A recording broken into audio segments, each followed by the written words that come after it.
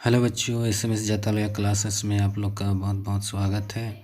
आज इस वीडियो के जरिए हम लोग कक्षा 10वीं की जो विषय विज्ञान है, इसमें 40 ऑब्जेक्टिव क्वेश्चन है, इसका हम लोग उत्तर देखेंगे।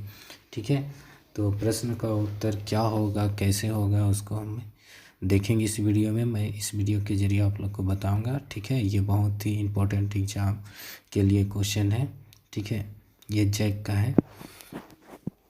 चलिए शुरू करते हैं बच्चों। ठीक है, देखिए पहला क्वेश्चन, यदि आपतन कोण का मान 60 डिग्री है तो परावर्तन कोण का मान क्या होगा। हम लोग जानते हैं ये प्रकाश का परावर्तन अपवर्तन चैप्टर से है।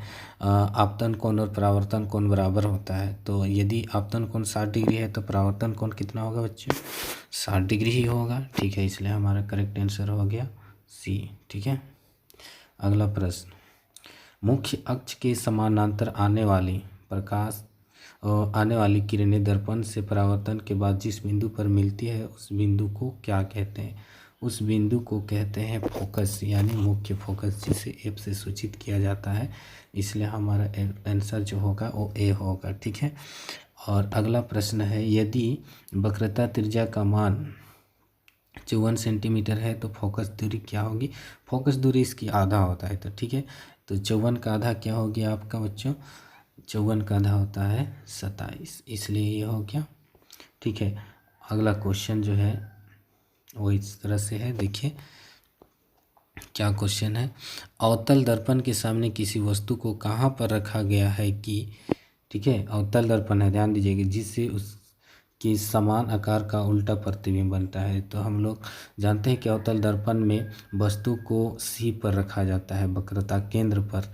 ठीक है, तो उसी बिंदु पर उल्टा और समान आकार के प्रतिबिंब बनता है। ठीक है, तो इसलिए 4 का जो है आंसर होगा वो सी होगा। ठीक है, वक्रता केंद्र।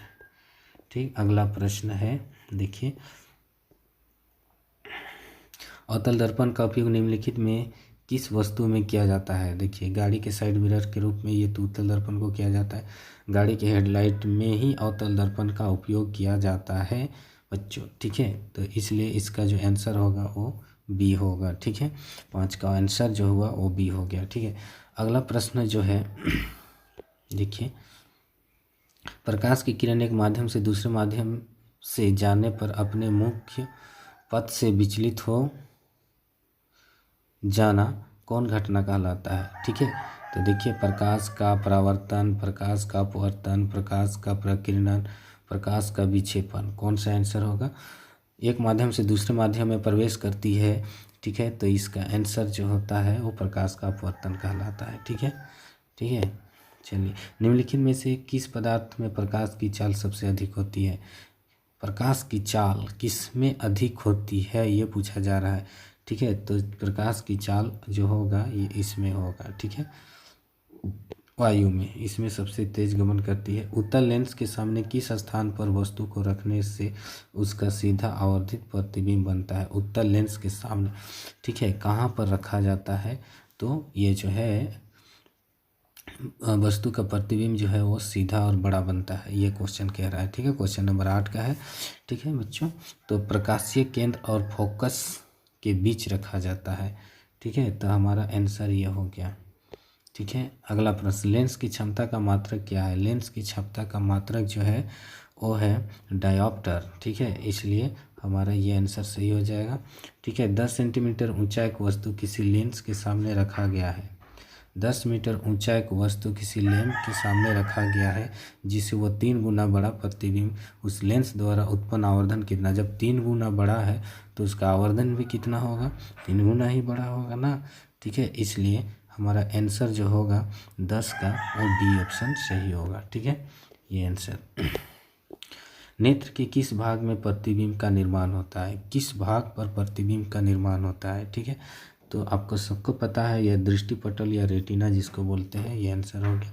निकट दृष्टि दोष को किस लेंस द्वारा दूर किया जाता है। निकट की दोष है। ठीक है, यानी निकट की वस्तु साफ साफ दिखाई देती है परंतु दूर की वस्तु दिखाई नहीं देती है, निकट दृष्टि दोष है। तो निकट दृष्टि दोष को हम लोग किस लेंस से चश्मा पहनाकर दूर किया जाता है, अवतल लेंस की चश्मा पहनाकर। ठीक है, 12 नंबर का आंसर जो होगा वो बी होगा। अगला प्रश्न है, देखिए सामान्य नेत्र का दूरबिंदु क्या है। देखिए सामान्य नेत्र का दूरबिंदु दृश्य क्या है, अनंत है। ठीक है, इसलिए ये आंसर होगा। दिए गए किस जैव प्रक्रम से हमें ऊर्जा मिलती है। ठीक है, इसका आंसर क्या होगा, देखिए एक बार कोशिश की। दिए गए किस जैव प्रक्रम से हमें ऊर्जा मिलती है। ठीक है, तो हमें श्वसन से ऊर्जा मिलता है, पाचन से नहीं, उत्सर्जन से नहीं, हमें श्वसन से ऊर्जा मिलता है। ठीक है, इसलिए 14 का जो है वो ए ऑप्शन सही होगा। ठीक है, चिप्स के पैकेट में विकृत गंध स्तर से बचने के लिए कौन सी गैस डाली जाती है। ठीक है, तो इसको सबको पता होगा कि नाइट्रोजन गैस डाला जाता है। ठीक है, जंग लगना किस प्रकार की अभिक्रिया है। ठीक है, तो ये जो अभिक्रिया है, ठीक है, वो है संयोजन अभिक्रिया। ठीक है, तो हमारा आंसर ये सही होगा। ठीक है, अगला प्रश्न देखते हैं। ठीक है बच्चों, अगला प्रश्न देखते हैं। दिए गए अभिक्रिया में किस पदार्थ का उपचयन हो रहा है। उपचयन हो रहा है किसका। ठीक है, उपचयन मीन्स संख्या में वृद्धि हो रही है, तो यानी ऑक्सीजन बढ़ रहा है, यानी कार्बन का। ठीक है, 17 का बी ऑप्शन आपका सही होगा। ठीक है, 18 नंबर। ठीक है, देखिए दिए गए में कौन सी समीकरण जो है संतुलित है। ठीक है, 18 का। ठीक है, तो आई ऑप्शन में देखिएगा कि क्या बोलते हैं, सिल्वर 1 है, NO3 3 है। ठीक है, सोडियम 1 है, क्लोरीन 3 है, यहाँ NO3 ठीक है 3 है, तो ये पहला ऑप्शन ही संतुलित है। ठीक है, तो आगे चेक करने की ज़रूरत नहीं है। लोह चूर्ण पर तनुक्रिय हाइड्रोक्लोरिक अम्ल डालने से क्या होता है।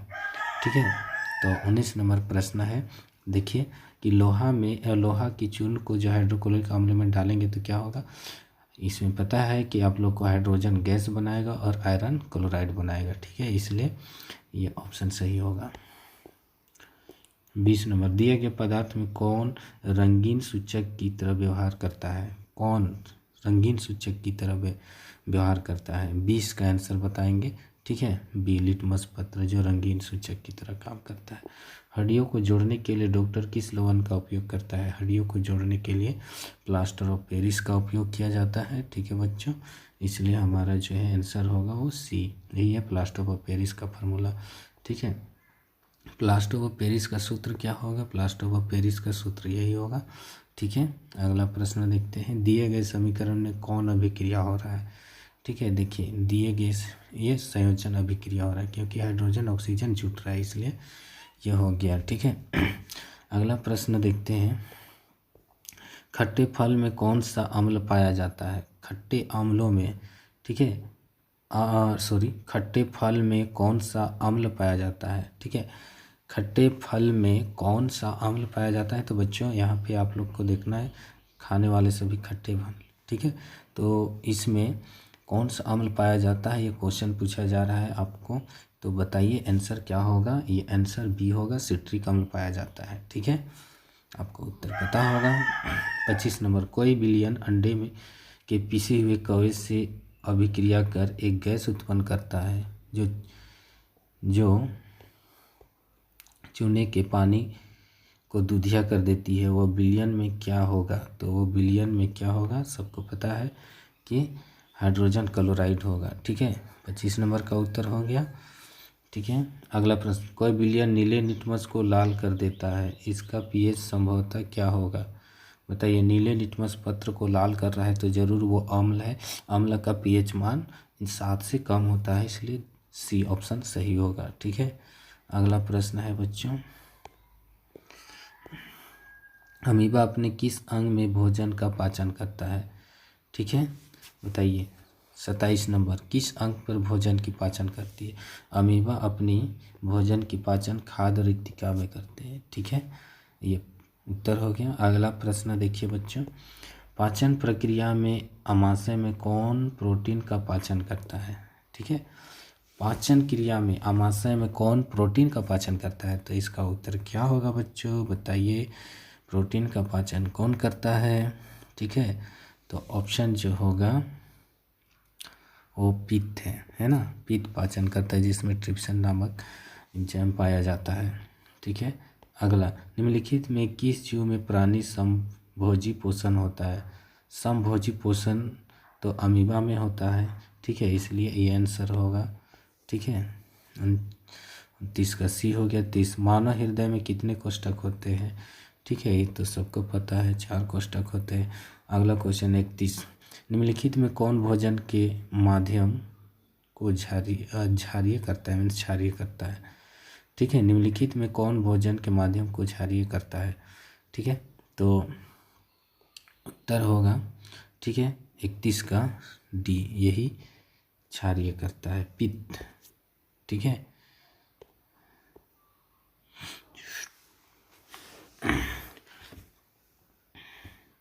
बत्तीस, उत्सर्जन तंत्र की क्रियात्मक इकाई क्या है? ठीक है, उत्सर्जन तंत्र की क्रियात्मक इकाई क्या है, बताइए जल्दी से। ब्रिकाणु है। अगला क्वेश्चन जो है, निम्नलिखित में कौन कार्य वाष्पोत्सर्जन के द्वारा नहीं होता है? कौन सा कार्य वाष्पोत्सर्जन किस द्वारा नहीं होती है? ठीक है बच्चों, जल्दी से बताइए। ठीक है, जल के अवशोषण एवं जड़ से पत्तियों तक जल खनिज लोहन के संवहन ऊपरी मुखी गति में सहायक ये तो होता है वाष्पोत्सर्जन। यह पौधों में ताप का नियमित करना ये भी होता है। यह जाइलम में जल की गति के लिए प्रेरक बल प्रदान करना ये भी होता है। यह भोजन का संवहन करता है। ठीक है, 33 का जो है वो डी ऑप्शन होगा। ठीक है, निम्नलिखित में से कौन एक लिंगी पौधा है? एक लिंगी यानी पपीता है। ठीक है, 34 का जो है वो बी ऑप्शन सही होगा। अगला प्रश्न आता है, दिया गया चित्र किस प्रकार के जनन को दर्शाता है? ठीक है, तो दिया गया चित्र किस प्रकार के जनन को दर्शाता है? तो चित्र में दिख रहा है ना, मुकुलन हाइड्रा, ये मुकुलन को दर्शाता है। लड़कों के यौनारंभ के लक्षण का नियंत्रण कौन हार्मोन करता है? ठीक है, तो यह है टेस्टोस्टेरोन हार्मोन है। ठीक है, 37, निम्नलिखित में कौन मादा जनन तंत्र का भाग है? चलिए बताइए। ठीक है, गर्भाशय क्या है? गर्भाशय ये मादा जनन तंत्र का भाग है। अगला प्रश्न है बच्चों, हम जितने भी ऊर्जा का उपयोग करते हैं उनमें से अधिकांश पर सौर ऊर्जा से उत्पन्न होते हैं। निम्नलिखित में कौन सा ऊर्जा स्रोत अंततः सौर ऊर्जा से उत्पन्न नहीं होता है? तापीय ऊर्जा, भूतापीय ऊर्जा, नाभिकीय ऊर्जा, पवन ऊर्जा, जैव ऊर्जा। ठीक है, तो यहाँ जो है नाभिकीय ऊर्जा जो है सौर ऊर्जा से उत्पन्न नहीं होता है। ठीक है, 39 का। ठीक है, निम्नलिखित में कौन नवीकरण ऊर्जा स्रोत है? तो कोयला, सीएनजी, पेट्रोल और सौर ऊर्जा। ठीक है, ये नवीकरण ऊर्जा स्रोत है, सौर ऊर्जा जो कभी समाप्त नहीं हो सकता है। ठीक है, इसलिए हमारे आंसर जो है वो डी हो गया। ठीक है, अगला प्रश्न है, निम्नलिखित में कौन जैव मात्रा ऊर्जा स्रोत का उदाहरण नहीं है? ठीक है, निम्नलिखित में से कौन जैव मात्रा ऊर्जा स्रोत नहीं है? यानी पेड़ पौधे जीव जंतु के सड़ने गलने से जो ये मात्रा बनते हैं, यानी खाद हुआ या क्या बोलेंगे, लकड़ी, गोबर यानी कोयला, पेट्रोल, ये सब। ठीक है, नहीं है तो लकड़ी भी होगा जो सड़गल के बनता है, गोबर गैस भी होगा जो सड़गल के बनता है, या कोयला भी हो सड़गल। ठीक है, तो हमारा जो उत्तर होगा, ठीक है, ये सी होगा, जो जैव मात्रा नहीं है, लकड़ी।